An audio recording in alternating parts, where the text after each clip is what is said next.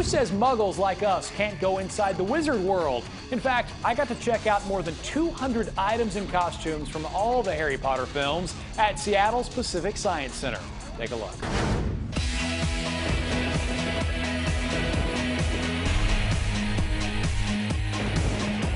I'm standing with Eddie Newquist, who is with GES, the company that has put Harry Potter the exhibition together. We've got props from the movie. We're hearing the soundtrack right now. I can't think of any place cooler for a Harry Potter fan to be hanging out. This is amazing. Well, thank you very much. It's really been a labor of love, both with Warner Brothers Studios, their consumer products group, as well as the filmmakers. One of the things that we started out with, first and foremost, were Harry's glasses, his wand, and his invitation to Hogwarts. So when fans get to see this, they're just absolutely thrilled and beside themselves. And this is just the beginning of over, 15,000 square feet of things they get to experience. Amazing.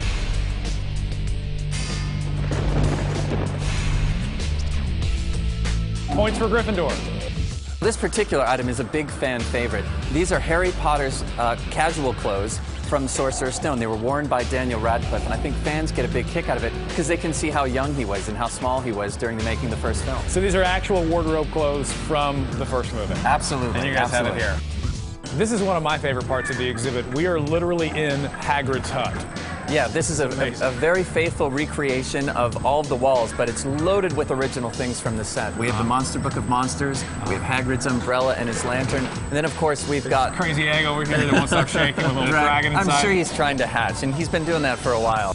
So this is Dolores Umbridge's office, and it's a great setting. You can see all of her cat plates and kitten plates and how pink it is. But one of the things we have that people have never seen before, because Deathly Hallows Part 1 hasn't been released yet, is the decoy detonator that he uses to break into her office. So audiences should be on the lookout for some of the items like this in the 7th movie. Absolutely. Very cool. Eddie, thank you very much for your time. Thank you. I appreciate it. Yeah, and if you Harry Potter fans want to check out this exhibit, it's here in Seattle through the end of January. Potterpalooza thrives on the East Coast as well. Just hop on your Nimbus 3000 and head to the Universal Theme Park in Orlando. Tanika Ray has your grand tour. The Wizarding World of Harry Potter is technically a park within a park. An extension of Universal's Islands of Adventure, it's a full 20 acres of exotic rides, quirky shops, and 3D technology that will knock you off your broomstick. Well, you heard my friend. No trip to the Wizarding World would be complete without a visit to Hog's Head Pub. Thank you. Hey, here's my barkeep, Tim. Welcome. Nice to meet you. Nice to meet you also. Okay, so I understand this is an experience. I have to try a couple drinks, right? This is true. What do you have in store for me? Well, we're going to start you off with our Butterbeer Off Tap, cold off tap. That sounds dangerous. What am I expecting here, sir? It's reminiscent of shortbread cookies and butterscotch. And this is actually in the films as well, right? It is true to the fiction.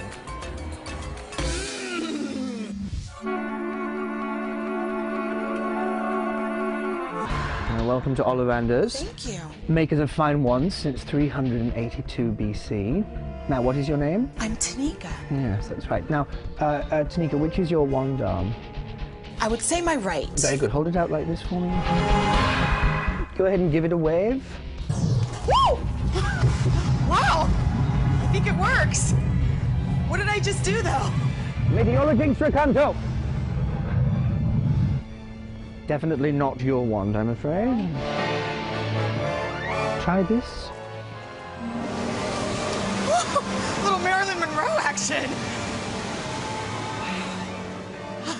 My gosh, I think we found it.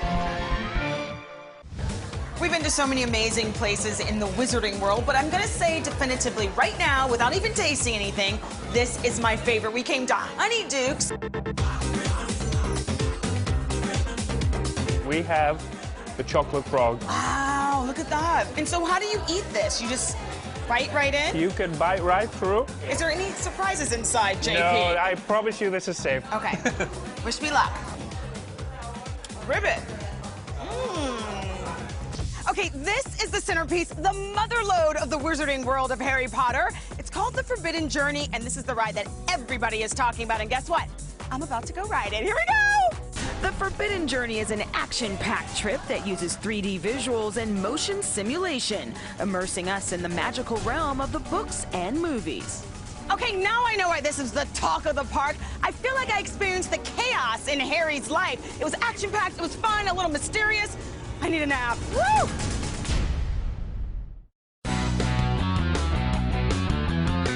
Daniel Radcliffe's worlds collide in Harry Potter and the Deathly Hallows Part 1.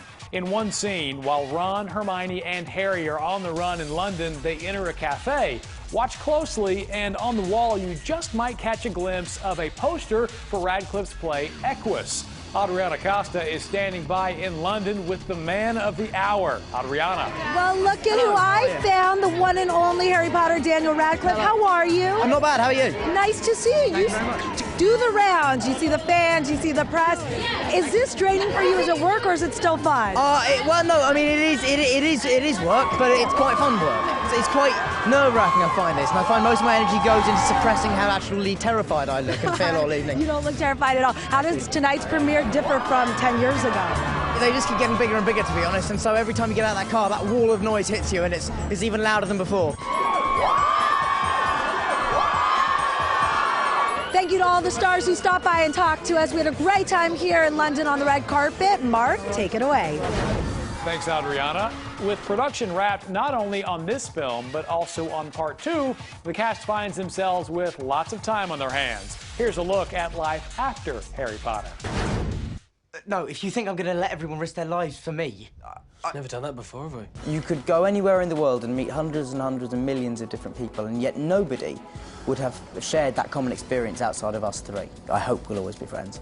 We've been in this kind of bubble, and it's been quite a safe kind of environment, and suddenly we're kind of being released into the wild, really. Over the past decade, Daniel, Rupert, and Emma have logged more on-set hours than actors twice their age. But as they venture into the wilds of Hollywood and pick their next projects, their seasoned co-stars believe it's crucial they keep their priorities straight. You're not there because your agent has encouraged you or someone said it's great or the payday is great. I mean, those are all things to think about, but when you turn up for work, you need to believe that it's good to be there. Actually, with age, you're only going to get better because you've got all that more experience and living to infuse your work with and understanding. And frankly, you're kinder to yourself. Rupert just signed on to play Eddie the Eagle Edwards, a British ski jumper famous for failing miserably at the 1988 Winter Olympics. I like to do really different things. Ron's always been quite a nice guy. Maybe someone a bit evil would be quite cool. Between classes at Rhode Island's Brown University, Emma's also starring in a biopic alongside Michelle Williams about Marilyn Monroe. It's just a small role, but it's an interesting one, and it was fun to do something different. It's set in the 50s as well. In 2008, Radcliffe famously bared all in the Broadway production of Equus. Next spring, he returns to the stage in the musical How to Succeed in Business Without Really Trying.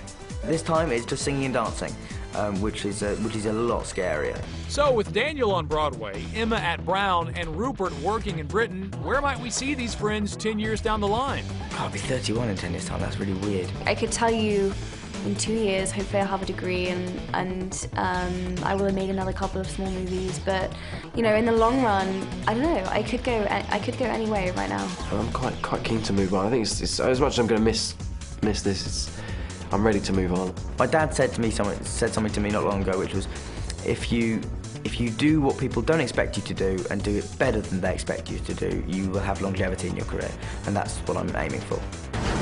Thanks for watching. Don't miss Harry Potter and the Deathly Hallows Part 1 in theaters November 19th. I'm Mark Istook, and it's time for me to disappear. Evanesco. Apparently it's all on the wrist. I should just walk. Bye, everybody. Evanesco. Evanesco.